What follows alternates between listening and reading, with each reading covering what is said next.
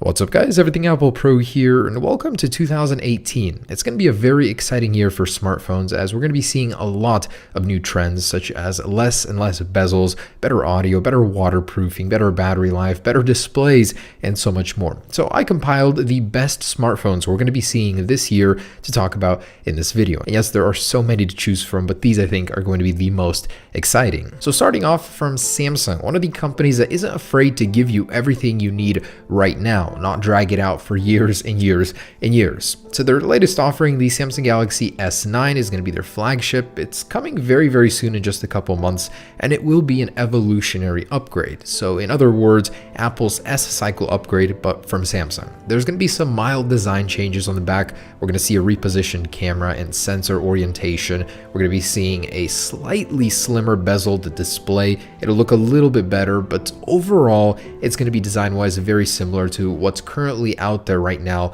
with the Galaxy S8. Most of the changes will be happening on the inside with the new Snapdragon 845 series processor, the Exynos 9810 depending on which area you live in, and overall it'll just be a little bit sleeker, a little bit cleaner than the older S8. You can also tell by this image that the overall form factor will be a little bit smaller versus the S8, but the battery life will be increasing by 200 milliamps, which will be a welcome change. Also, surprisingly, Samsung will be keeping the 3.5mm headphone jack when every other company wants to get rid of it like Apple, so it will keep a lot of faithful customers in line with Samsung. It'll be a very sleek, clean, and evolutionary upgrade to the Galaxy S8, but I hope that they make a lot of upgrades to the display, such as 3D touch, maybe 120Hz display, and stronger speakers as well. Either way, it's bound to be a success, just as every other Samsung Galaxy phone before it. And the rumored launch date is on February 27th at Mobile World Congress. Samsung wants to get this phone out fairly quickly as they want to compete with the iPhone X and the iPhone 8 and 8 Plus series, which the Galaxy S8 is falling behind on. And next up, the Samsung Galaxy Note 9. After the triumphant return of the Galaxy Note 8, Samsung is definitely going to want to continue that momentum with the Note 9, the professional focused tablet phone. Now, what can we expect from this year's version? So much like the Galaxy S9 and S9 Plus, the updates will be very minimal. It'll be an S upgrade for the Note series. So the display will be slimmed down just a little bit in the bezels, and this is all according to rumor. Of course, it will contain the Snapdragon 845 series processor, 8 GB of RAM will remain. And the exciting thing, according to rumors, is that the Galaxy Note 9 will be Samsung's first smartphone to include an embedded fingerprint reader underneath the display. That's going to be really monumental and could drive a lot of annoyed iPhone X users over to the Galaxy Note series. Okay, and we're back talking about a folding phone from Samsung in 2018. Now, I actually included this in last year's list, but it never came to fruition. However, things are apparently changing this year, where rumors are saying towards the end of 2018, quarter 3, we will be seeing Samsung's long-awaited, long-rumored foldable or bending phone. And apparently the naming of this thing will also be competing with the iPhone X, as it will be called the Samsung Galaxy X. On paper, it'll just look similar to the iPhone X, I guess.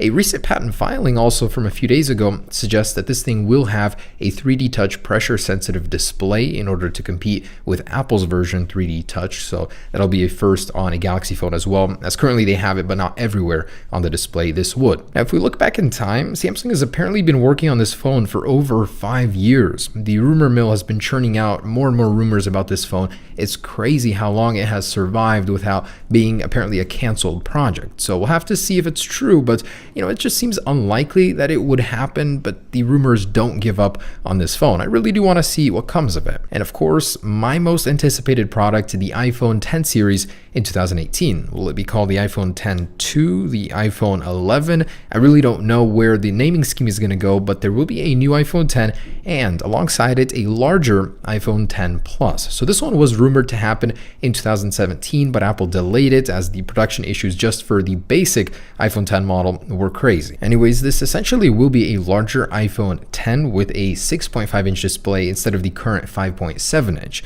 My main gripe coming from an iPhone 8 Plus to the iPhone X was that all of your content is scaled down. It appears smaller on the display, and this would fix that problem. It would give you a choice between a Plus Model 10 or just a regular iPhone 10 if you like the smaller comfort size. It's unlikely that there will be any features to differentiate the two, as they essentially will be the same product, just a larger version of it. Otherwise, the iPhone 10 2 series will have Apple's A11 chip. It'll be faster, possibly even a ProMotion display, 120Hz. That would be great to see. Now, alongside this larger iPhone 10 series, Apple is going to have to do something about the iPhone 8 and 8 Plus series, and this is where maybe an iPhone 9, I'm tentatively calling it, will appear. It'll be a LCD model, but with a cutout very similar to the iPhone 10, or exactly like it, according to Ming-Chi Kuo. So he's saying that Apple will replace the iPhone 8 and 8 Plus with a low-end budget series iPhone 6.1-inch with an LCD display. I'm very curious to see how it will be. I mean, will it be slower?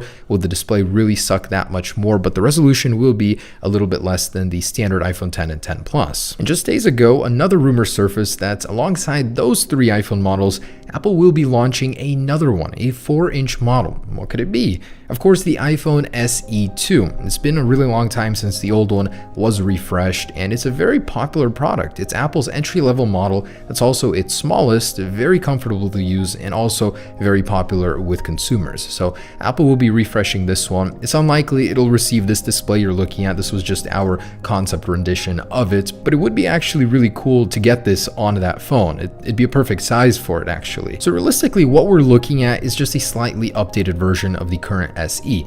No, there will not be this drastic display change. It will have a faster Apple A10 processor, most likely. It could have a slightly better display, as currently it's using the same one since the iPhone 5S. Just overall, it'll be mostly the same. And this one is also one of my most anticipated Android phones, the OnePlus 6. Now, the OnePlus 5T was a great surprise. With an 18:9 aspect ratio display, it definitely caught up to the rest of the smartphone competitors in terms of display, but also surpassed most in terms of speed. The OnePlus 6 will receive the Snapdragon 845. It'll keep its 8 gigabytes of monstrous RAM, and it'll be a speed demon. Now, the design is mostly slated to be the same, but there is one key feature it might have: an embedded fingerprint sensor within the display, according to Gizmo China. In a phone that mostly fell off the radar, the LG G series, we could be seeing a refresh, the G7, but it's slated to be called something else, as Samsung faced the same problem. It will not be called the G7.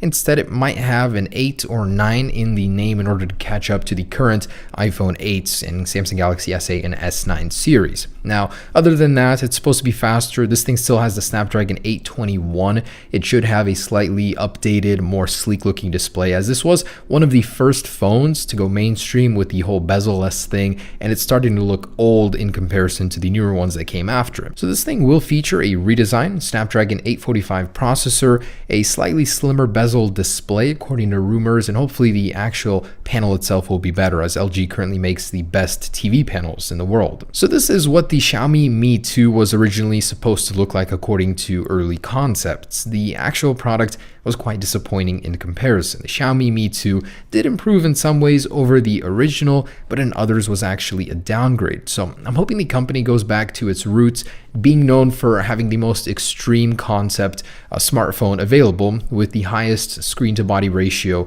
ever. And the good news is that is actually what's rumored to happen with the Xiaomi Mi Mix 3. It will have a higher screen-to-body ratio than any smartphone on the market, as well as faster internals to boot. So hopefully this time around it does look a little bit more like its marketing, as the Xiaomi Mi Mix 2 was quite a disappointment for me. And the Google Pixel 3, according to rumors, there will be 3 models this year, as the actual development names have been leaked: the Crosshatch, Albacore, and Blue Line series. One of them will be the cheaper, low-end model, much like the LG 5X was not too long ago, and the other two will be the Google Pixel 3 and Google Pixel 3 XL. What will actually be different is a slightly less bezel design on the larger XL series. Even the regular Pixel 3 will apparently have slightly slimmer bezels, better displays, and the Snapdragon 845 on both. The Pixel 2 was an amazing phone, super fast, so I'm looking forward to the third one. And lastly, as a bonus, I wanted to include Doogie's new concept video they just released of a smartphone they will be releasing later this year, they say. It's called the Doogie Slide Screen. It's quite cool because it fixes a lot of the shortcomings with